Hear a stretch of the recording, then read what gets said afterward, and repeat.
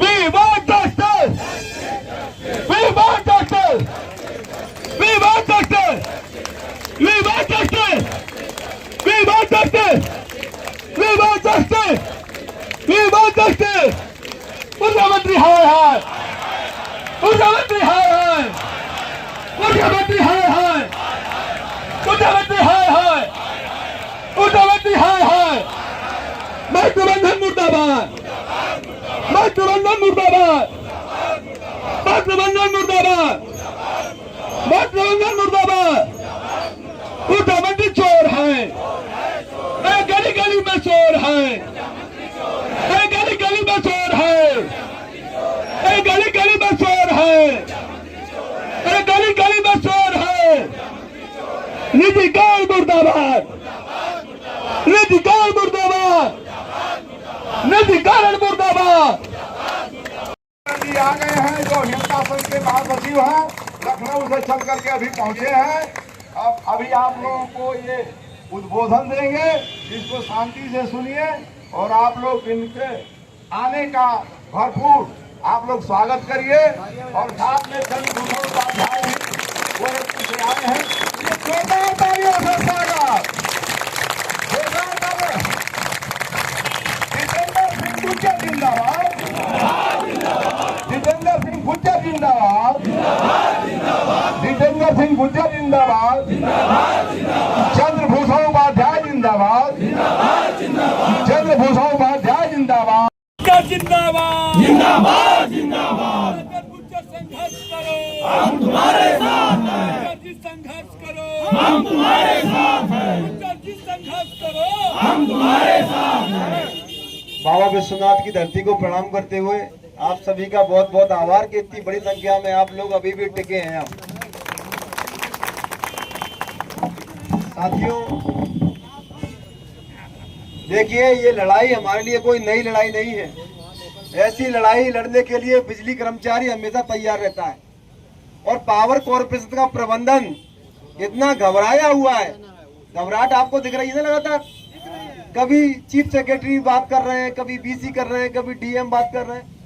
भैया, जब हम खत्म ही हो चुके थे, जब हम लोग कतिपय लोग हैं, वो यही तो कहते हैं कतिपय लोग कर रहे हैं, तो इतनी तैयारी क्या कर रहे हो भैया? जब हम कतिपय, तो फिर तो कोई चिंता नहीं होनी चाहिए।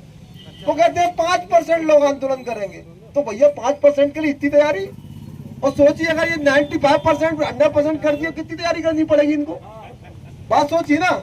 तो इनकी तैयारी है, हम प्रबंधन से कहेंगे भैया तैयारियां और बढ़ा दीजिए। इतनी तैयारियों से कर्मचारी नहीं रुकेगा, क्योंकि अभी बहुत छोटी तैयारी है आपकी। और रही बात जिन्होंने क्या विकल्प दिए, एक बार ये पढ़ना बहुत जरूरी है। 15 मई को एक लेटर आया था चेयरमैन साहब के द्वारा, सभी डीएम कप्तान को दिया था। आप सभी ने देखा होगा, ये वाला लेटर है, ये वाला लेटर है, ये पढ़ा था सभी ने। इसमें आपका भविष्य लिखा है कि आपका भविष्य निजीकरण के बाद क्या होगा, वो इसी में लिखा है। और ये बात हम सबको पढ़ना चाहिए, समझना चाहिए और इसकी चर्चा करनी चाहिए, क्योंकि हम सब कुछ कर रहे हैं, लेकिन हमारे साथ क्या होने वाला है उसकी चर्चा नहीं कर रहे हैं।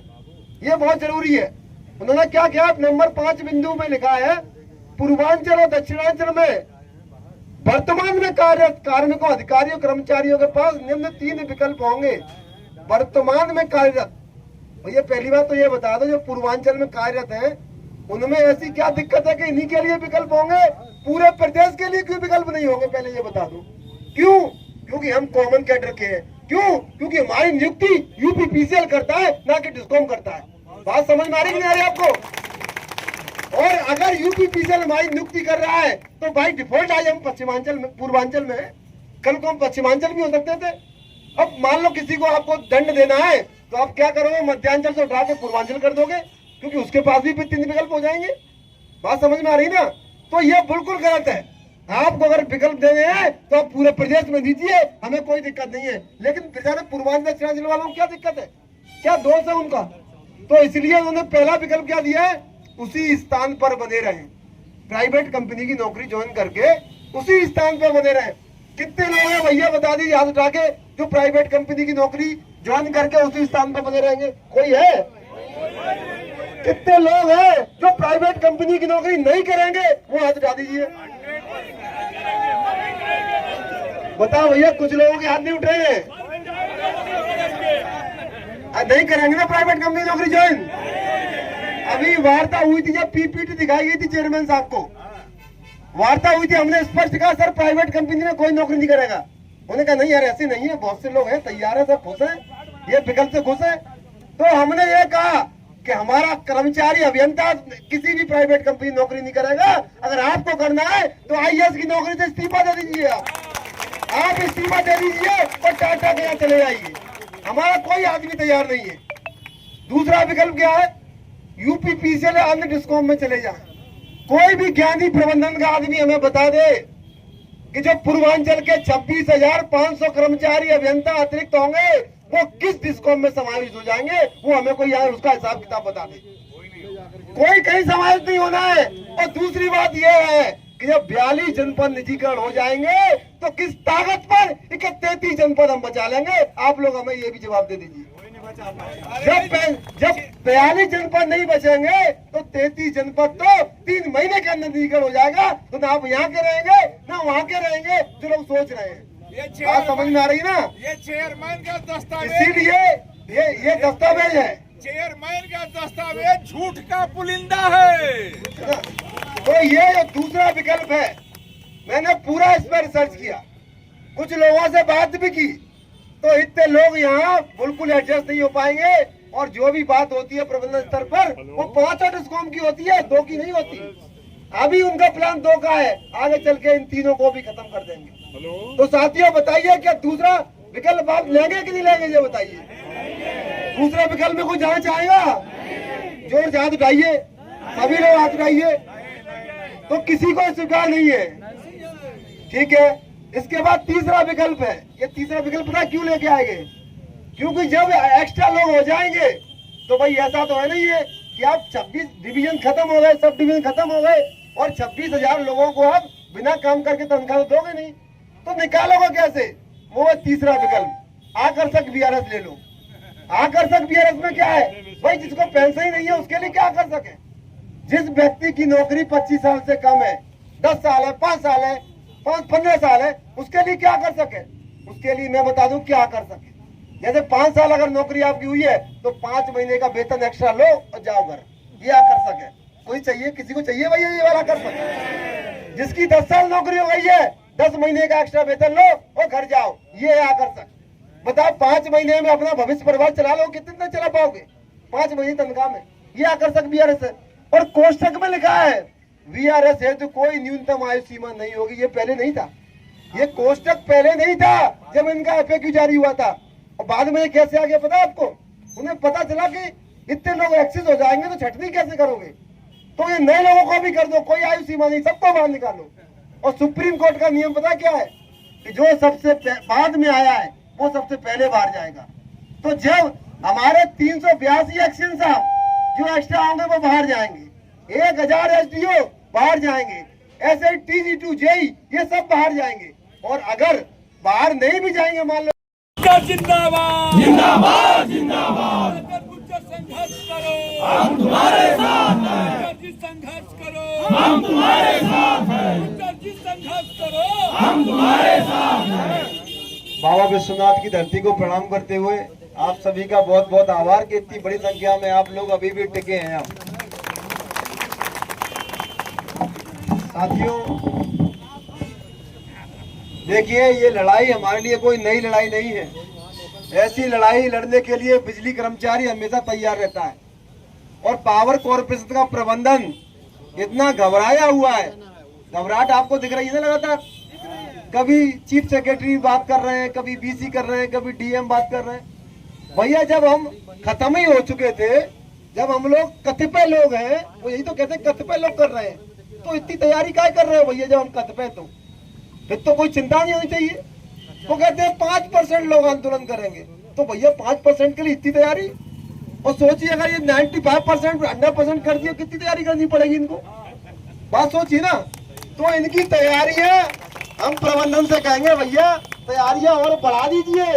इतनी तैयारियों से कर्मचारी नहीं रुकेगा, क्योंकि अभी बहुत छोटी तैयारी है आपकी। और रही बात जिन्होंने क्या विकल्प दिए, एक बार ये पढ़ना बहुत जरूरी है। 15 मई को एक लेटर आया था चेयरमैन साहब के द्वारा, सभी डीएम कप्तान को दिया था। आप सभी ने देखा होगा, ये वाला लेटर है, ये वाला लेटर है, ये पढ़ा था सभी ने। इसमें आपका भविष्य लिखा है कि आपका भविष्य निजीकरण के बाद क्या होगा, वो इसी में लिखा है। और ये बात हम सबको पढ़ना चाहिए, समझना चाहिए और इसकी चर्चा करनी चाहिए, क्योंकि हम सब कुछ कर रहे हैं लेकिन हमारे साथ क्या होने वाला है उसकी चर्चा नहीं कर रहे हैं। ये बहुत जरूरी है। उन्होंने क्या किया, नंबर 5 बिंदु में लिखा है, पूर्वांचल और दक्षिणांचल में वर्तमान में कार्यरत कार्मिकों, अधिकारियों, कर्मचारियों के पास निम्न 3 विकल्प होंगे। वर्तमान में कार्यरत, ये पहली बात तो ये बता दो, जो पूर्वांचल में कार्यरत हैं उनमें ऐसी क्या दिक्कत है कि इन्हीं के लिए विकल्प होंगे, पूरे प्रदेश के लिए क्यों विकल्प नहीं होंगे, पहले ये बता दो। क्यों? क्योंकि हम कॉमन कैडर के हैं। क्यों? क्योंकि हमारी नियुक्ति यूपीपीसीएल करता है, ना कि डिस्कॉम करता है। बात समझ में आ रही कि नहीं आ रही आपको? और अगर यूपीपीसीएल हमारी नियुक्ति कर रहा है तो भाई डिफॉल्ट आज हम पश्चिमांचल में, पूर्वांचल में, कल को हम पश्चिमांचल भी हो सकते थे। अब मान लो किसी को आपको दंड देना है तो आप क्या करोगे, मध्यांचल से उठा के पूर्वांचल कर दोगे, क्योंकि उसके पास भी 3 विकल्प हो जाएंगे। बात समझ में आ रही ना? तो ये बिल्कुल गलत है। आपको अगर विकल्प देने हैं तो आप पूरे प्रदेश में दीजिए, हमें कोई दिक्कत नहीं है। लेकिन बेचारे पूर्वांचल दक्षिणांचल वालों को क्या दिक्कत है, क्या दोष है उनका? तो इसलिए उन्होंने पहला विकल्प क्या दिया है, उसी स्थान पर बने रहें, प्राइवेट कंपनी की नौकरी ज्वाइन करके उसी स्थान पर बने रहें। कितने लोग हैं भैया बता दीजिए हाथ उठा के, जो प्राइवेट कंपनी की नौकरी ज्वाइन करके उसी स्थान पर बने रहेंगे? कोई है? कितने लोग हैं जो प्राइवेट कंपनी की नौकरी नहीं करेंगे, वो हाथ उठा दीजिए। बताओ भैया, कुछ लोगों के हाथ नहीं उठ रहे हैं, नहीं करेंगे ना प्राइवेट कंपनी नौकरी ज्वाइन।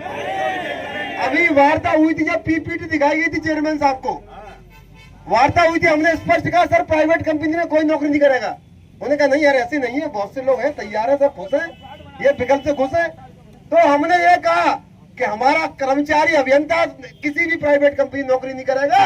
अगर आपको करना है तो आईएएस की नौकरी से इस्तीफा दे दीजिए, आप इस्तीफा दे दीजिए और टाटा के यहाँ चले जाइए। हमारा कोई आदमी तैयार नहीं है। दूसरा विकल्प क्या है, यूपीपीसीएल या अन्य डिस्कॉम में चले जाएं। कोई भी ज्ञानी प्रबंधन का आदमी हमें बता दे कि जो पूर्वांचल के 26,500 कर्मचारी अभियंता अतिरिक्त होंगे वो किस डिस्कॉम में समावेश हो जाएंगे, वो हमें कोई यार उसका हिसाब किताब बता दे। कोई कहीं समावेश नहीं होना है। और दूसरी बात यह है कि जब 42 जनपद निजीकरण हो जाएंगे तो किस ताकत पर 33 जनपद हम बचा लेंगे? आप लोग हमें ये भी जवाब दे दीजिए। जब 42 जनपद नहीं बचेंगे तो 33 जनपद तो 3 महीने के अंदर निजीकरण हो जाएगा। तो ना आप यहाँ के रहेंगे ना वहाँ के रहेंगे, जो लोग सोच रहे हैं। बात समझ में आ रही ना? ये चेयरमैन का दस्तावेज, इसीलिए ये दस्तावेज है, चेयरमैन का दस्तावेज झूठ का पुलिंदा है। तो ये जो दूसरा विकल्प है, मैंने पूरा इस पर रिसर्च किया, कुछ लोगों से बात भी की, तो इतने लोग यहाँ बिल्कुल एडजस्ट नहीं हो पाएंगे। और जो भी बात होती है प्रबंधन स्तर पर वो 5 डिस्कॉम की होती है, 2 की नहीं होती। अभी उनका प्लान 2 का है, आगे चल के इन तीनों को भी खत्म कर देंगे। तो साथियों बताइए, क्या दूसरा विकल्प आप लेंगे कि नहीं लेंगे, ये बताइए। दूसरा विकल्प में कोई जाना चाहेगा? जोर से हाथ उठाइए, सभी लोग हाथ उठाइए। तो किसी को स्वीकार नहीं है, ठीक है। इसके बाद तीसरा विकल्प है। ये तीसरा विकल्प पता क्यों लेके आएंगे?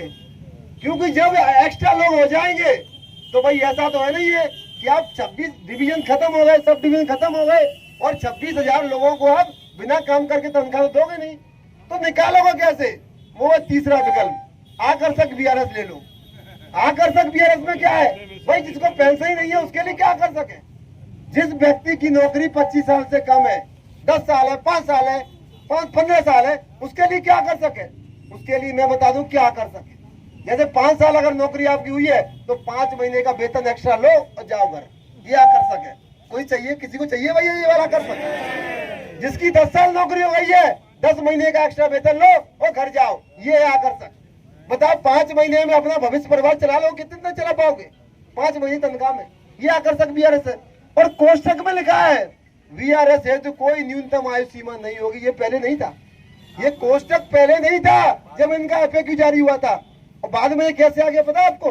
उन्हें पता चला कि इतने लोग एक्सेस हो जाएंगे तो छटनी कैसे करोगे, तो ये नए लोगों को भी कर दो, कोई आयु सीमा नहीं, सबको बाहर निकालो। और सुप्रीम कोर्ट का नियम पता क्या है कि जो सबसे बाद में आया है वो सबसे पहले बाहर जाएगा। तो जब हमारे 382 एक्शन साहब जो एक्स्ट्रा होंगे वो बाहर जाएंगे, 1000 SDO बाहर जाएंगे, SI TG2 JE ये सब बाहर जाएंगे। और अगर बाहर नहीं भी जाएंगे मान लो